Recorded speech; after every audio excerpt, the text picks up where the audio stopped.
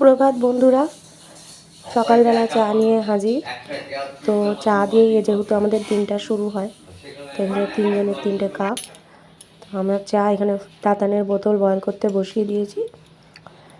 এবার চাটা খাওয়া যাক। এই চেয়ারে বসে চাটা খেতে দারুণ লাগে। আর এই যে জানলা দিয়ে কত রোদ আসছে। নমস্কার বন্ধুরা, রোমাটি কুইন চ্যানেলে তোমাদের সকলকে স্বাগত। কেমন আছো সবাই? আশা করি তোমরা সকলেই ভালো আছো, আমরাও ভালো আছি। তো আজকে হলো মঙ্গলবার, এখন ঘড়িতে বাজে সকাল 9:15। এখন থেকে এই ব্লগটা স্টার্ট করছি। তো আজকে তাতানের শরীরটা কালকে রাত থেকে খুব খারাপ, ঠান্ডা লেগেছে, ঘুমোতে পারছিলাম না। তো আজকে আর স্কুল নিয়ে যাবো না, জামা কাপড় সব মেলে দিয়েছি।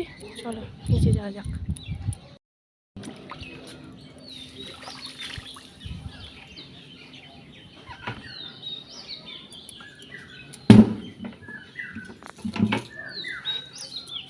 সব মেলে দিয়েছি, চল নিচে যাই।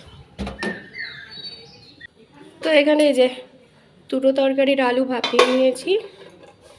আজকে ঝিঙে আলু পোস্ত করব, ঝিঙে কাটা, আর বেগুন আলু দিয়ে বড়ার তরকারি করব, মটর ডাল করব, হয়ে যাবে। আর ওখানে আটা মাখছে মা। কি কি মাছ? আর চেলা মাছ নেই, এই বড়টাই কাটবে। তাহলে এটাই না, এইটা থেকে না ভেতরে বসে নাকি? হ্যাঁ ভেতরে বসে। ছেলের ভালো লাগতো জানো, তা পেটের দিক থেকেই তো দেবে। তোমার যেদিকে বলো সেদিকে দেবো। মাথা তো দশ।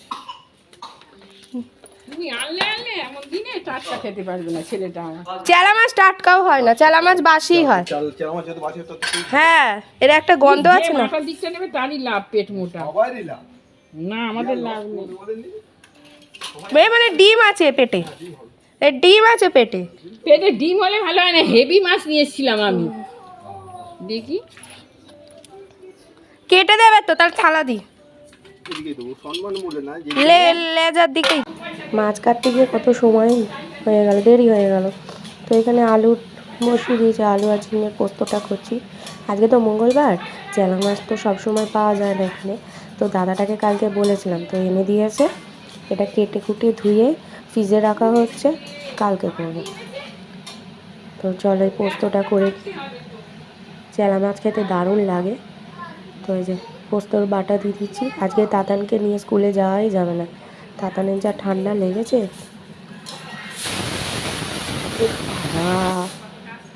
সিটি বলে যা হয় আওয়াজ। মটর ডাল ওখানে আর কি সিটি দিচ্ছে, মটর ডাল বসিয়েছি। তো এইটা মটর ডাল হয়ে গেলে এবার তাতানের ডালিয়াটাও করে নেবো। আর এদিকে পোস্তটা হয়ে গেলে এটা দিয়ে আর কি টিফিনেও হয়ে যাবে। রুটি করা আমার হয়ে গেছে কমপ্লিট।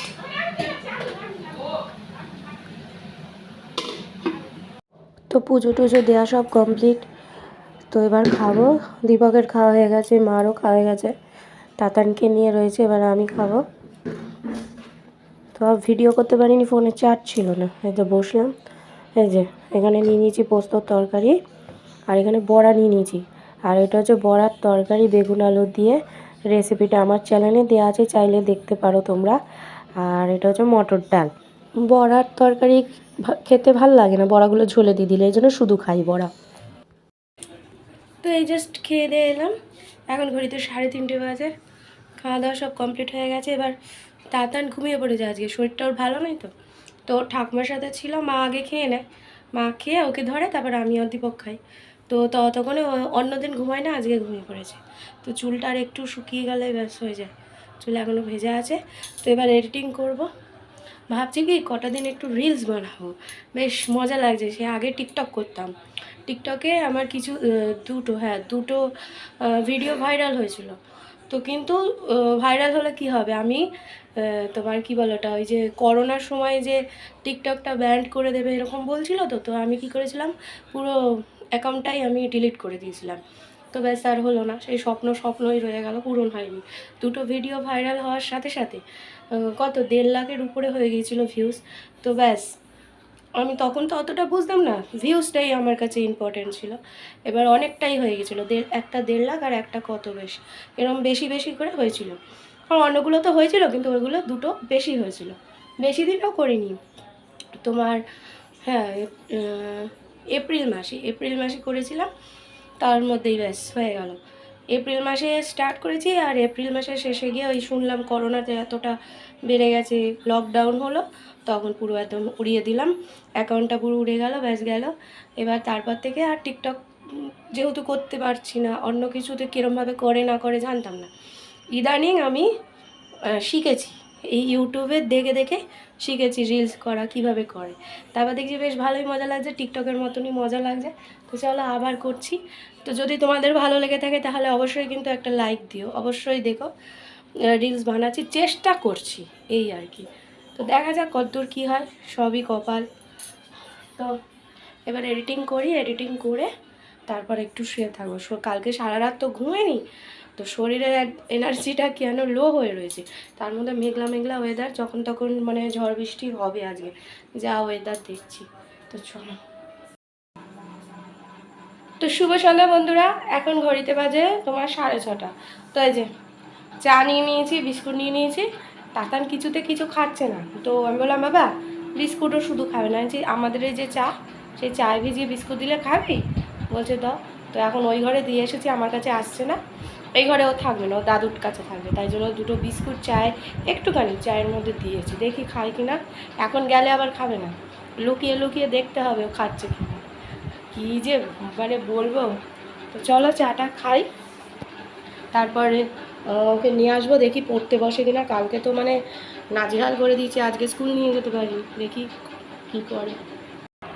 দুধ নিয়েছি আর দুটো বিস্কুট, দুধগুলো তাতান খাচ্ছে না, নষ্ট হবে, তার থেকে যে দুধ আর বিস্কুট নিয়ে নিয়েছি। আর এদিকে ফুলকি হচ্ছে।